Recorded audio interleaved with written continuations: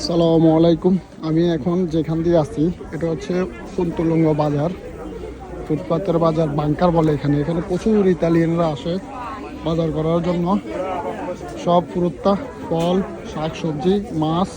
আর ওই দিকেও আছে, ওই দিকে তো আমি যাচ্ছি না। সব ইতালিয়ানদের বাজার। এখানে কোনো বাংলাদেশি ভাই যদি কাজ করে, 8 ঘন্টা কাজ করলে তাদেরকে 40 থেকে 45 ইউরো দেয়, প্রায় বাংলা টাকা 4,500 থেকে 5,000। ওইদিকেও আছে।